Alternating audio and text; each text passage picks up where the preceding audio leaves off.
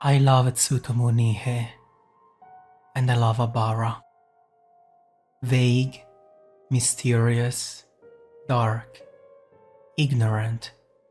Abara's dystopian world is concentrated around a single city, so irrelevant that it remains nameless. Its labyrinthic streets only seem to lead to even more narrow and suffocating places. There is barely any air to breathe, any air to dream. The city looks like an open factory, a construction site where life is industrialized, serialized, and the only instance of bourgeois life makes everything even more paradoxical and surreal in comparison. The atmosphere is bleak and heavy, enveloping the world in ignorance, with the chaotic positioning of its decrepit houses climbing on top of each other to perhaps have a better view of what panorama. The small windows, as if wanting to let through as little pollution and light as possible from an outside world that has lost its personality in the most etymological sense of the word. The tilted and filthy buildings, the antennas aiming at the sky. Not even they can stand straight. The world is just ugly. This tree resists, naked, at the edge of a cliff facing an old castle, with a tube believing itself to be one of the roots. The houses crowding the castle's outer walls.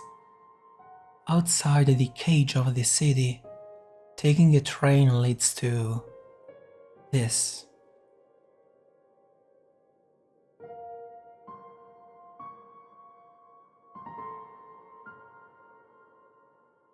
We are catapulted in the middle of the narration. Barely any context is given because there is no time to explain it in the frenetic 11 chapters that tell Denji and Nayuta's story. Kagen Hall, the Fourth Chronicle, the Black and White Gauna, the Gosa mausoleums. Very little information is disclosed, and if it happens, it is only at the end of this story. Coherently though, most of the characters too are unaware of such vital details, being victims of the events along with the reader. I felt a slight annoyance in receiving no answer to the myriad of questions, only giving birth to more questions during my first time reading Abara. A feeling that disappeared upon experiencing this story in hindsight a second time with more attention.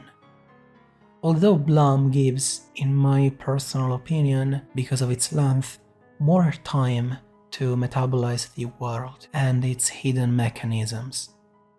So I would consider it superior in that. But again, is explaining everything always a good choice?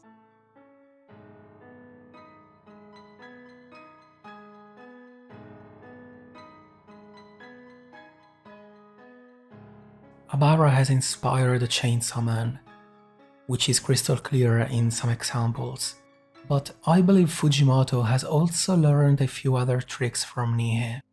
Pay attention to how the onomatopoeia follow the action in this panel, where Denji is thrown from one part of the city to the other, destroying the three buildings in the way. The sounds are in fact placed above them, or even here where he is crushed all the way down to the first floor of a building. The same sound is played for each of these stories at their respective height. Well, this particular placement enhances the feeling of impact from the scene. The sensation of destruction is emphasized by the repetition of the sounds from left to right or up to down, adding even more description, like a caption. Another example would be this speech bubble placed behind a guy screaming, although I believe here it has the opposite effect than the one intended. Normally, to elevate someone yelling, the speech bubble should take over the scene and not hide. It's still a good example, for here, a sound coming from outside is correctly placed behind the window. outside in fact. If you've read Fujimoto's works, certainly you must have noticed similarities.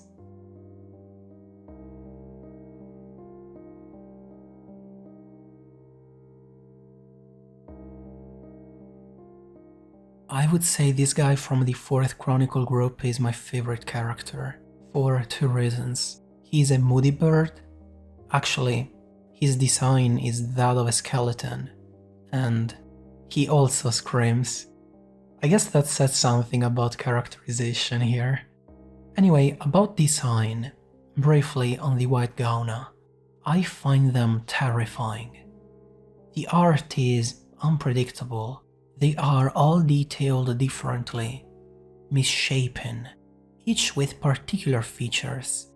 Some have very small but human eyes, attached onto a monstrous and skeletal face that actually seems to act as a mask.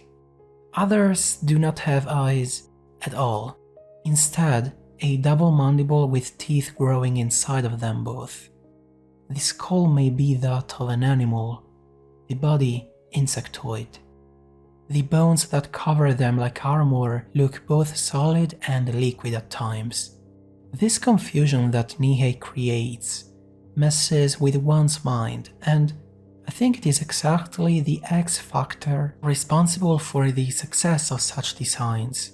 The mind simply doesn't know what to think and make of the provided information, because the rules here, those of reality, are twisted and reinterpreted in an original way that captivates the eye, as assisted by the creature's asymmetry and inherent horror element.